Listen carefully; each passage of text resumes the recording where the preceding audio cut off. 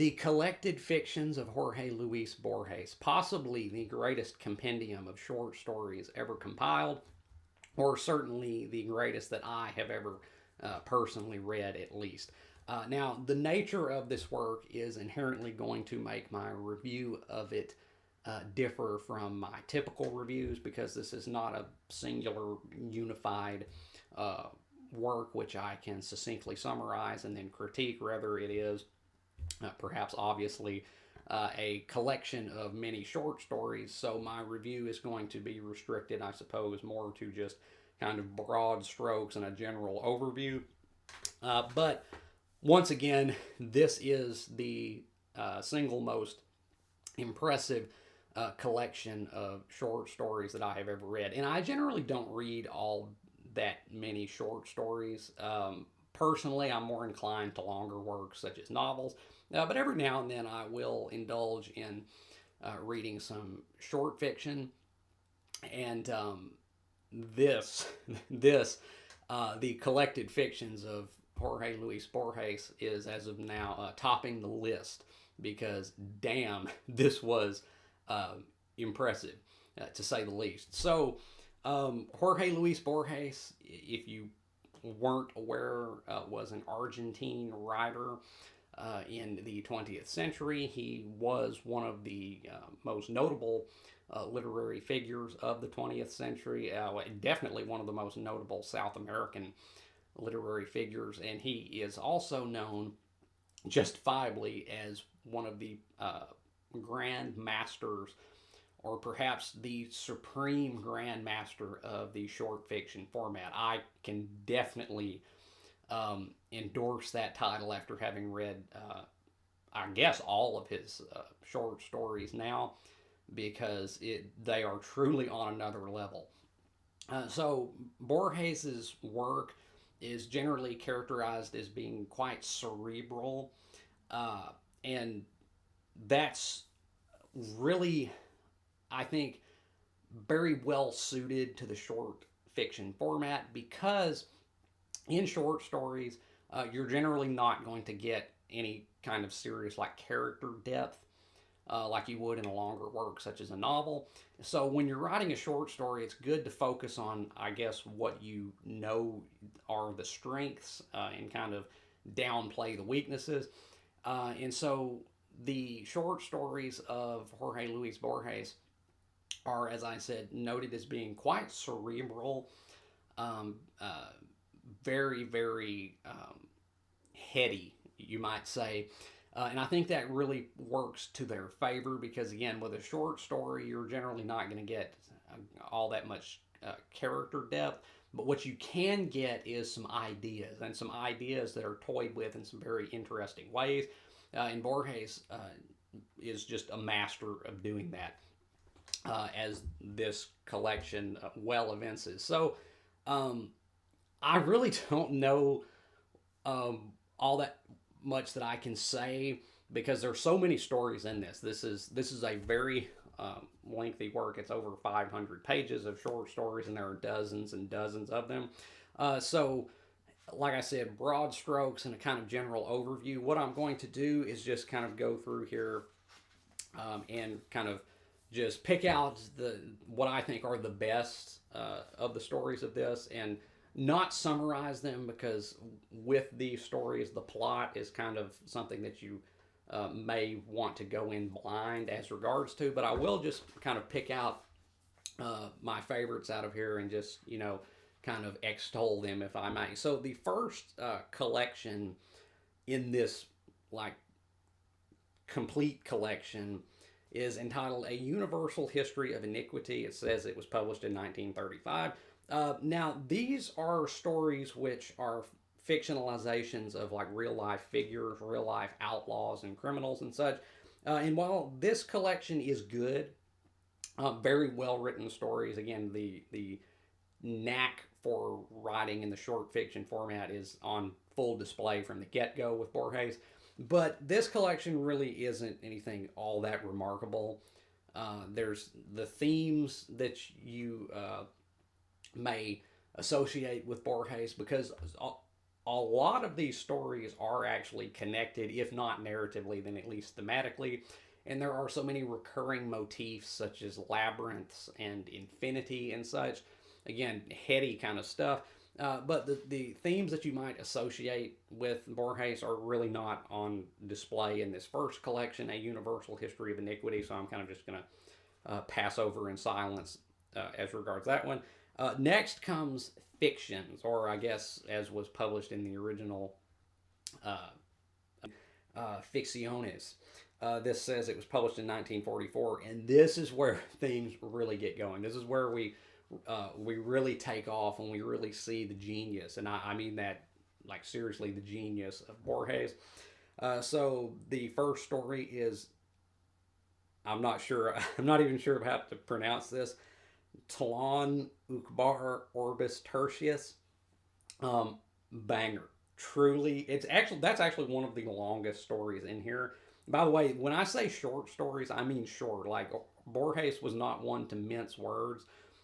Many of these stories are only like a paragraph or two long. Most of them run like 2 to 3 pages, maybe. But this story, Tlon Ukbar Orbis Tertius, is over 10 pages long, I think.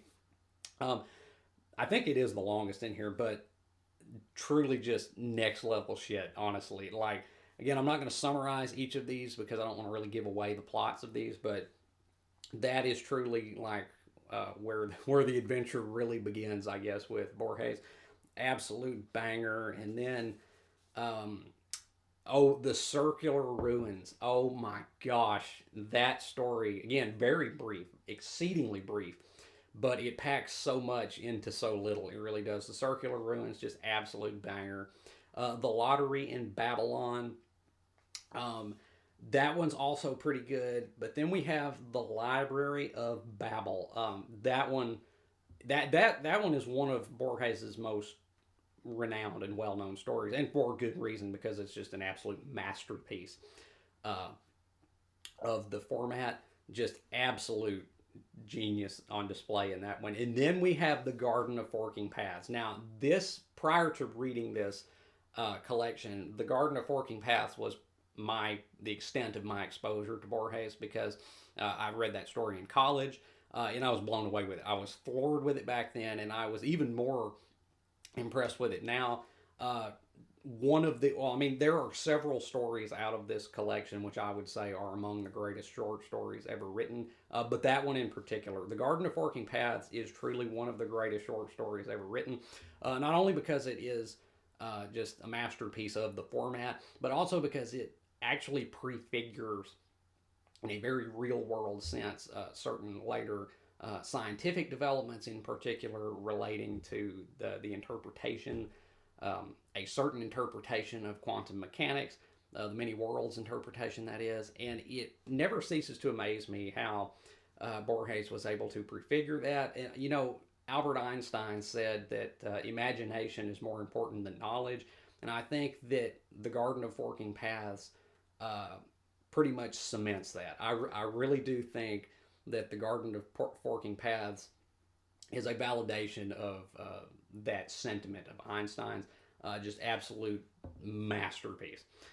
Then we have Artifices, and let's see. There's a story in there called The Secret Miracle. Love that story. It really has to do with time and the mind's perception of time, which I just found incredibly enthralling. Love it. Then we have a story in there called The Cult of the Phoenix, which was very, very intriguing. I found it's kind of a historical work of fiction, but in a kind of somewhat arcane, mystical kind of sense. Another aspect of Borges's work, which is kind of common throughout his overall bibliography, is a fixation on kind of occultism, in particular, like the Kabbalah and such. Again, these stories really do just pay out dividends because they are so cerebral, they're so trippy in many cases, and they are so kind of mystic in a sense as well. Then we have the Aleph, and then that collection kicks off with a short story entitled "The Immortal." Absolute banger there. That one's also kind of on the longer side, or longer for Borges anyway. Um, but dang, what a story! Then we have the House of Asterion, which is one of the briefest, I think, in here. It's only like a page and a half, but it really, once again, he just crams so much into so little. It's kind of a retelling of the Minotaur myth, but with kind of a unique twist on it. Masterpiece there. And then we have the Zahir. Oh my gosh, the Zahir. What a fantastic and unique concept, which is just executed flawlessly. Some of these stories actually approach what you might call like cosmic horror or Lovecraftian horror. In fact, he actually has a Lovecraft tribute story in here where he like explicitly pays homage to Lovecraft. And the Zahir is probably one of the more successful examples of that because it's kind of unsettling actually, but it's just so genius. It really is. Then we have the Writing of the God, also short.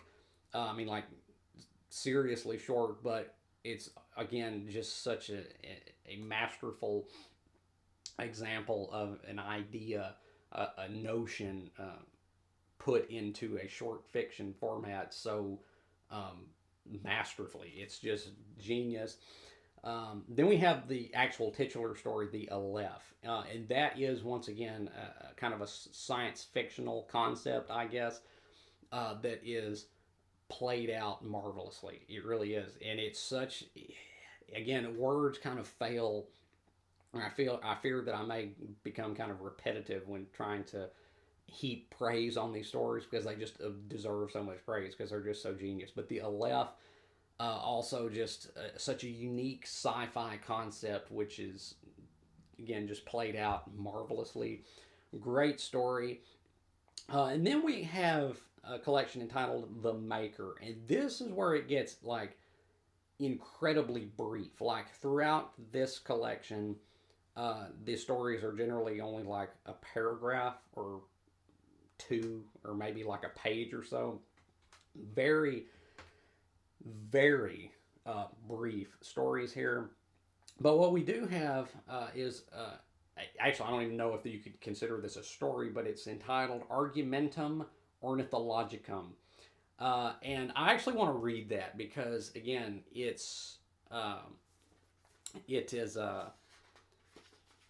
it's an example of just kind of thought put into words very succinctly, but in a way that hits you with great force, I think. So this is Argumentum Ornithologicum. I close my eyes and see a flock of birds. The vision lasts a second or perhaps less. I am not sure how many birds I saw. Was the number of birds definite or indefinite? The problem involves the existence of God. If God exists, the number is definite because God knows how many birds I saw. If God does not exist, the number is indefinite because no one can have counted. In this case, I saw fewer than 10 birds, let us say, and more than one, but did not see 9, 8, 7, 6, 5, 4, 3, or 2 birds. I saw a number between 10 and 1, which was not 9, 8, 7, 6, 5, etc. That integer, not 9, not 8, not 7, not 6, not 5, etc., is inconceivable. Ergo, God exists.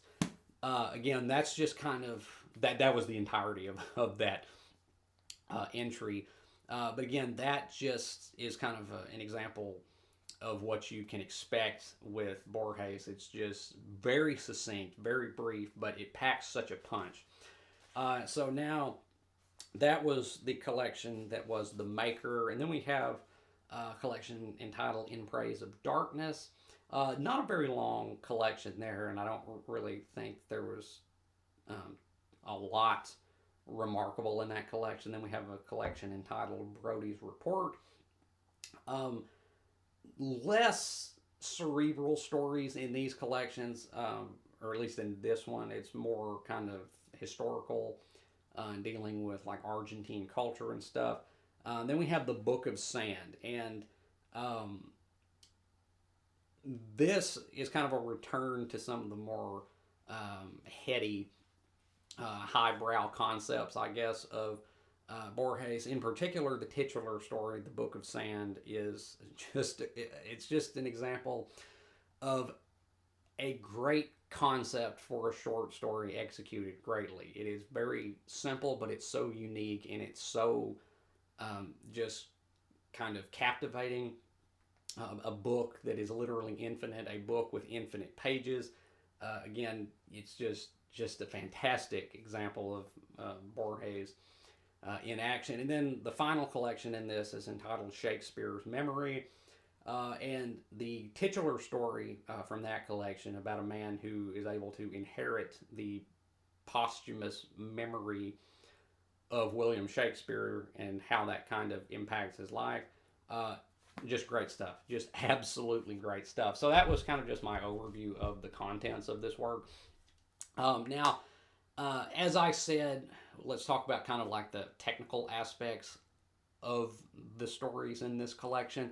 As I said, with the short stories, you're not really going to get that much character depth, so I'm just going to kind of forego talking about the characters in these stories because they're not that deep. But then again, they can't be that deep by the nature of the format they're written in. But the writing in these stories is good. It is again very succinct, very concise, but oh my, is it artful. Borges really was a truly gifted writer, not just because he was able to craft such perfectly constructed short stories, but because he was able to write them so eloquently. Some of these stories will make you marvel at the writing of them because despite its conciseness, it nonetheless is oftentimes still striking. So the writing is good, and again, the concepts, the themes of these stories, it's kind of just the gift that keeps on giving because it can inspire so much thought. I think that is incredibly high praise. Some of the highest praise that can be given to a work of literature is that it inspires thought. It makes you use your mental faculties. It gets those gears turning, so to speak. In fact, I think that it was Roberto Bolaño who said that if he said something along the lines of if he was on a desert island and he had only one book to take, it would be this book because once again, it's kind of the gift that keeps on giving in a way. And I actually would be inclined to agree with that. That's probably one of the only times I will ever offer praise to Roberto Bolaño because I'm not a fan of his, but I'm in agreement with that. This book is truly kind of like a well that you can just keep on drawing from. It really is. I don't know that it would run dry. It's just that incredible, honestly. So, the collected fictions of Jorge Luis Borges, I'm gonna give this an A. I am. It's just fantastic. It is the single greatest collection of short stories that I have ever personally read. I don't know that that will ever change. Honestly, I don't know that there will ever be a collection of short stories that I read which will ever surpass this. So that is some damn high praise. I will say Borges was a master. He is deservedly one of the most renowned and revered literary figures of the 20th century. It's just amazing stuff. It is absolutely amazing. So the collected fictions of Jorge Luis Borges getting an A from me. Have you read any or all of the stories of Borges? If you have, let me know down in the comments what you thought, whether you have agreed or disagreed with anything I've said. And if you haven't, oh hell yes, I could recommend this. This is something that if you're into literature, you definitely need to pick this up. And in particular, if you're into philosophical literature, like if you are interested in literature that is constructed around philosophical concepts or that applies philosophical notions to fiction, for sure give this a look because this is like top of the line right here. Actually, I don't know that philosophical literature comes any better than this. This is truly just high end when it comes to that kind of literature.